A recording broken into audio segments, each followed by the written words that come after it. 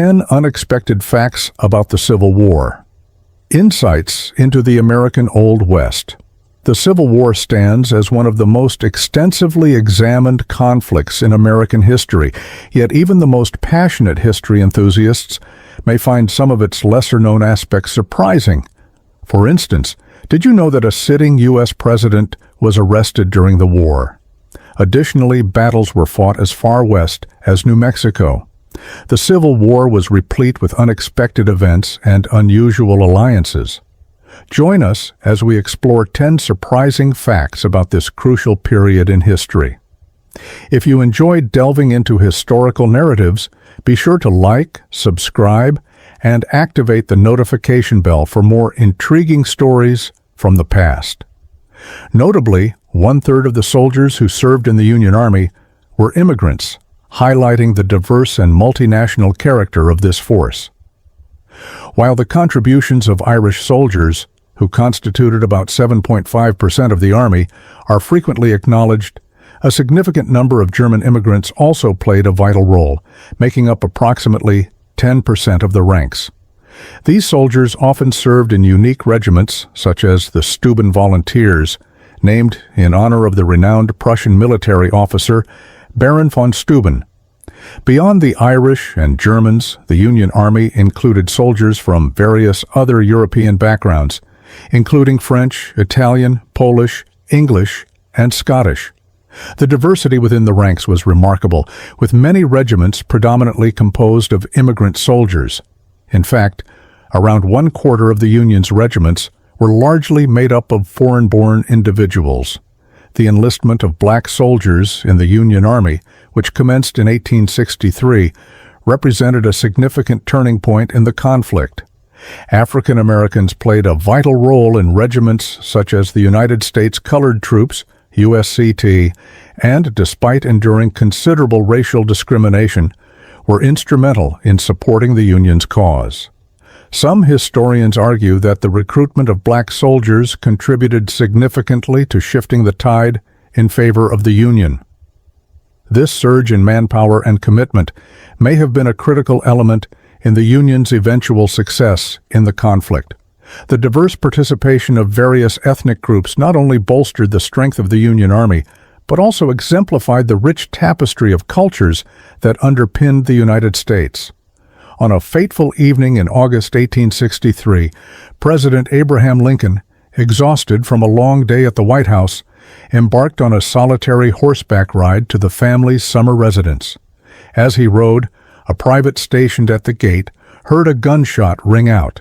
Shortly thereafter, Lincoln's horse galloped back towards the compound, with the president clinging to its back, his hat missing. Lincoln later recounted that the shot had been fired near the base of the hill, startling the horse into a wild sprint. In the chaos, his hat was dislodged, and the horse continued its uncontrollable dash. When 2 soldiers went to retrieve the president's hat, they were shocked to find a bullet hole cleanly through the brim. Despite this narrow escape, Lincoln remained composed. He instructed the guards to keep the incident confidential, requesting that they refrain from informing his wife, Mary Todd Lincoln, who was already burdened by the stresses of the ongoing war. The president wished to shield her from any additional anxiety. This event underscores not only the dangers Lincoln encountered, but also his unwavering commitment to shielding his family from the harsh truths of his responsibilities during a chaotic era in American history. It is important to note that General Ulysses S. Grant was not the most lethal general of the conflict. That distinction belongs to Robert E. Lee. In the spring of 1864, amid the ongoing Civil War, Mary Lincoln openly criticized General Ulysses S. Grant, labeling him a butcher due to the significant casualties his forces suffered during the Overland Campaign. The Union Army experienced double the number of losses compared to General Robert E. Lee's Confederate forces. However, when evaluating casualties relative to the size of the armies, Lee's troops actually faced greater losses throughout the conflict. This difference can be explained by Lee's aggressive military strategies. He was renowned for his inclination towards offensive maneuvers and his readiness to engage in direct confrontations, which led to notable victories at Chancellorsville and Fredericksburg. Nevertheless, this audacious strategy came at a considerable price. Lee's forces endured heavy casualties, with one of the most striking instances being Pickett's charge at Gettysburg, which resulted in enormous losses for the Confederacy. His relentless pursuit of offensive actions gradually depleted the Army of Northern Virginia, culminating in its destruction. While Lee's tactics yielded some early triumphs, they ultimately contributed to the gradual weakening of his forces. His readiness to sacrifice soldiers in the quest for battlefield success proved detrimental to his long-term strategy and played a role in the Confederacy's eventual downfall. This trend of high casualties in the pursuit of decisive victories characterizes much of the conflict between the two factions, where the outcomes of battles were influenced by intricate military decisions and the profound human cost of warfare. Harriet Tubman led a mission to liberate enslaved individuals during the Civil War. Harriet Tubman, a remarkable individual who escaped from slavery, devoted her life to assisting others in achieving freedom through the Underground Railroad, emerging as a vital contributor to the Union's military efforts. In the spring of 1862, she arrived at the Union camp in Port Royal, South Carolina, eager to lend her support to the Union cause. Initially, Tubman concentrated on empowering freed black women by imparting skills that would enable them to earn a living, particularly through service with the Union Army.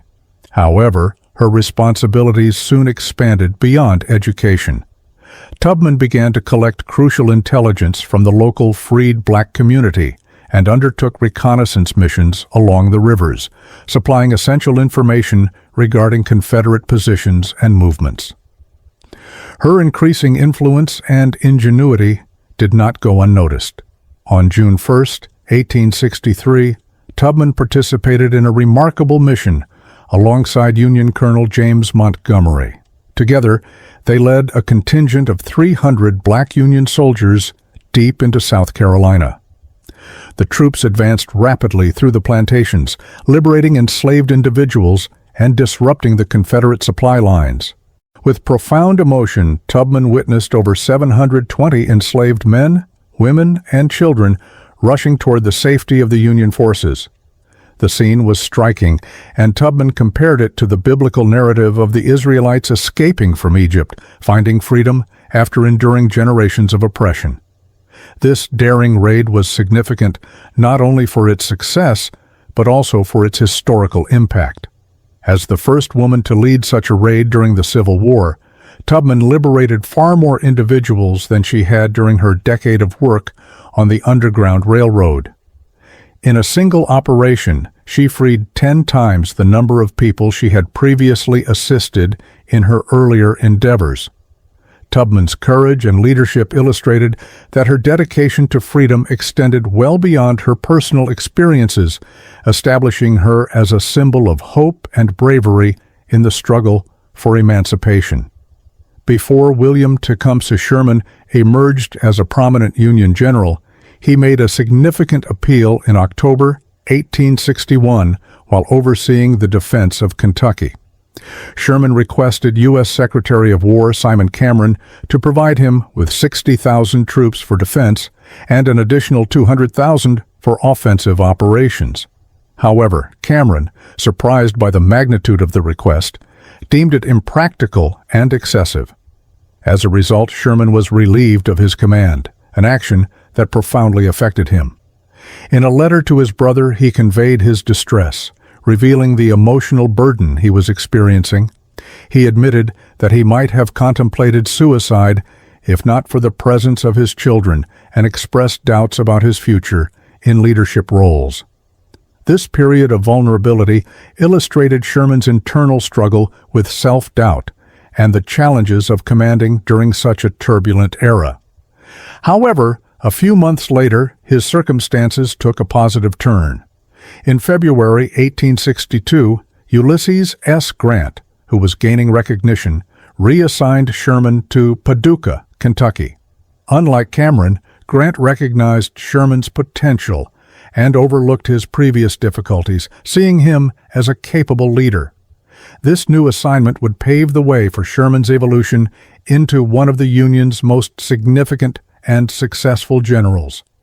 As the war unfolded and Sherman's reputation grew, his loyalty to Grant became increasingly apparent. When a civilian criticized Grant, Sherman defended him passionately, famously stating, "General Grant is a great general. He stood by me when I was crazy, and I stood by him when he was drunk. And now, sir, we stand by each other always." These words exemplify the loyalty and mutual respect that characterized their relationship throughout the war, highlighting the importance of camaraderie and understanding in challenging times. Before and during the Civil War, Abraham Lincoln advocated for the relocation of freed black individuals to foreign lands. The concept of colonization, which promoted the idea of sending freed black people to other nations, had been endorsed by several prominent figures throughout American history. Influential leaders such as Thomas Jefferson, James Madison, Andrew Jackson, and Henry Clay, whom Lincoln greatly respected, had supported this notion. Harriet Beecher Stowe, the acclaimed author of Uncle Tom's Cabin, which highlighted the brutal realities of slavery, also portrayed the eventual emigration of her characters to Africa as a potential resolution. In August 1862, President Lincoln convened with 5 black ministers at the White House to discuss this matter. During their conversation, he articulated his view that the institution of slavery and the ongoing Civil War indicated that separation was the most viable solution for both black individuals and white Americans. Lincoln proposed a plan to resettle freed black people in Central America, and even suggested a constitutional amendment to enable Congress to finance this colonization initiative. However, this plan encountered substantial resistance, particularly from prominent abolitionists like Frederick Douglass and William Lloyd Garrison. They found the colonization idea profoundly concerning and morally indefensible, perceiving it as an effort to further alienate black Americans rather than affirming their right to equality within the United States. Ultimately, Lincoln's colonization policy did not gain momentum, and following the signing of the Emancipation Proclamation in 1863, he discontinued his support for colonization. The initiative was quietly set aside, and Lincoln never revisited the topic publicly. This change in Lincoln's stance reflects a more nuanced understanding of the complexities surrounding race and freedom. Over time, he shifted his perspective from the idea of separation to a greater emphasis on the integration and rights of freed black individuals in the United States. The rejection of colonization highlights the evolution of Lincoln's views throughout the war, particularly as he began to advocate for a unified nation, regardless of race. Soldiers were not merely expendable. During the Civil War, Robert E. Lee's determination to personally lead a counteroffensive at the Battle of the Wilderness in May 1864, despite his troops' pleas for him to remain safe, would have been more acceptable had he held a lower rank. This was due to the fact that it was common for high-ranking officers, including generals, to directly engage in combat alongside their men, a practice that is quite rare in contemporary warfare. In that period, senior officers did not shy away from placing themselves in harm's way with their troops, distinguishing them from the more detached leadership styles that emerged in later conflicts. This direct approach to leadership carried considerable risks. Consequently, generals during the Civil War were 50% more likely to be killed in action compared to privates. The Battle of Antietam in 1862 serves as a notable example of this peril, resulting in the deaths of 3 generals and injuries to 6 others from both the Union and Confederate forces. These casualties served as a poignant reminder of the personal sacrifices and dangers that leaders encountered in battle, as they were often as vulnerable as the soldiers they commanded. At the Battle of the Wilderness, Confederate General James Longstreet, recognized for his leadership and strategic acumen, sustained severe injuries when a bullet struck him in the shoulder and throat. Fortunately, Longstreet survived the ordeal, returned to his command, and lived a long life thereafter. He outlived numerous contemporaries, including both generals and enlisted men, passing away in 1904 at the age of 82.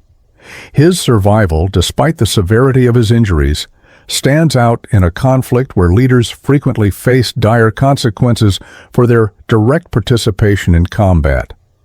The experiences of generals such as Longstreet, who endured both battlefield wounds and the daunting task of commanding troops in such dangerous circumstances, highlight the exceptional risks and sacrifices made by those in senior military positions during the Civil War.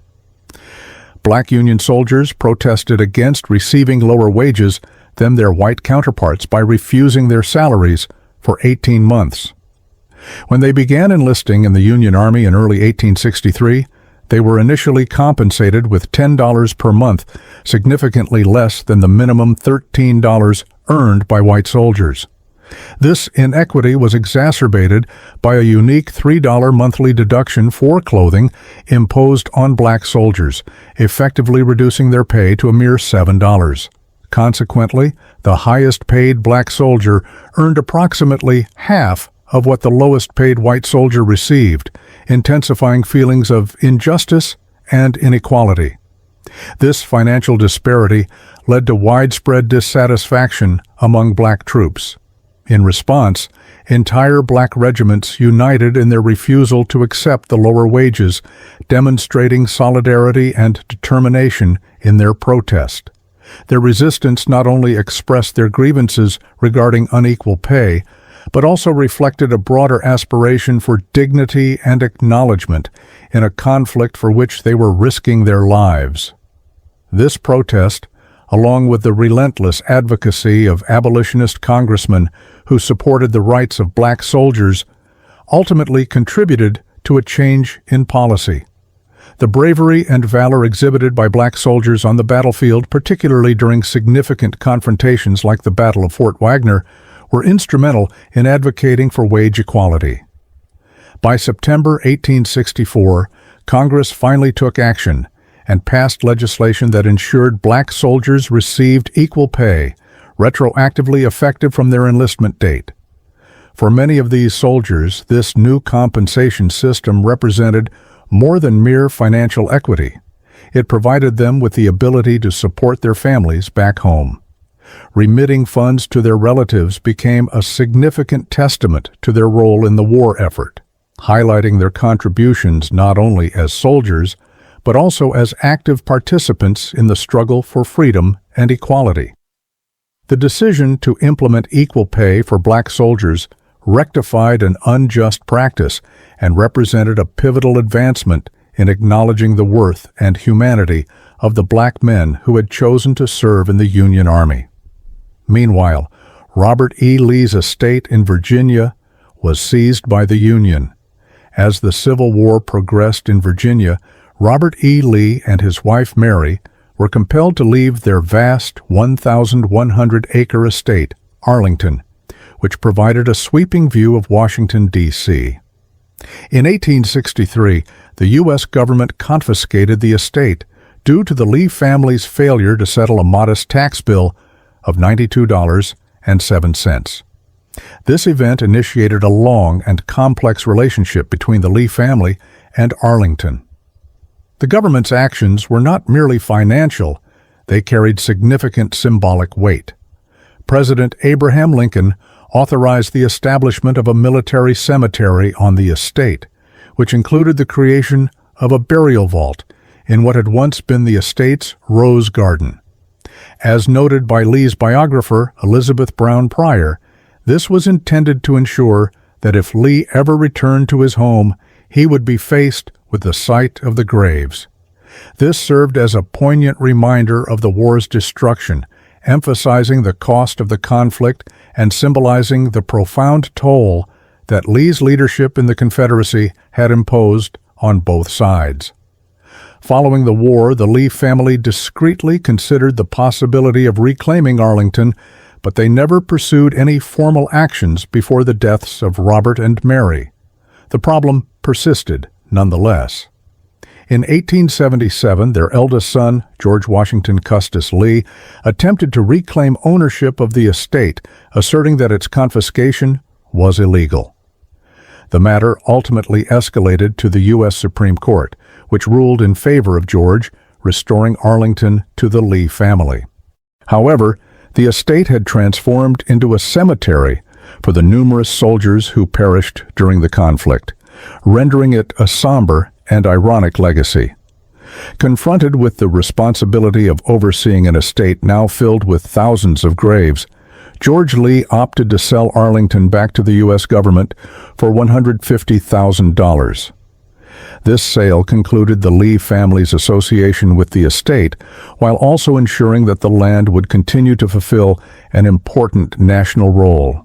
Over time, Arlington National Cemetery expanded, ultimately becoming the final resting place for over 250,000 soldiers, serving as a poignant reminder of the sacrifices made during the Civil War. The number of fatalities in the Civil War surpassed those in any other American conflict, with approximately 625,000 soldiers losing their lives, a staggering figure that exceeds the total American casualties from World War I, World War II, the Korean War, and the Vietnam War combined. To illustrate this loss, if the names of those who died in the Civil War were inscribed in the same format as those on the Vietnam War Memorial, the list would extend more than 10 times the length of the renowned wall. This tremendous loss accounted for about 2% of the U.S. population at that time, a death toll that, if applied to today's population, would approximate 6 million men. While rifles were the most lethal weapons on the battlefield, it was disease that caused the majority of fatalities during the war. As large armies gathered, soldiers who had previously enjoyed some degree of isolation and protection from illnesses found themselves marching in tight formations and sleeping in cramped, poorly ventilated tents. These circumstances created an ideal setting for the transmission of infectious diseases. Conditions such as mumps, chickenpox, and measles, typically seen in children, spread rapidly within these camps, resulting in the deaths of numerous soldiers who might have otherwise survived the physical perils of war. Malaria, a prevalent and often debilitating illness, impacted over 1 million Union soldiers. The absence of adequate sanitation, coupled with the close living conditions and exposure to contaminated water, made it nearly impossible to control the spread of disease. Epidemics of various illnesses posed a constant danger, often leading to more fatalities than those incurred on the battlefield. The toll of disease during the Civil War highlights the grim reality faced by soldiers who were not only engaged in combat, but also battling an unseen adversary that claimed more lives than weaponry ever could. The Civil War was rife with unexpected developments, from the contributions of women on the battlefield to the remarkable courage of black soldiers, as well as the significant impact of disease. These lesser-known aspects provide a richer understanding of a conflict that has profoundly influenced American history, the effects of which we continue to navigate today. If you found these surprising insights intriguing and wish to discover more hidden narratives from this crucial period, please consider subscribing to our channel. Stay connected for further explorations into the American Old West as we delve into the untold stories that shape our historical landscape.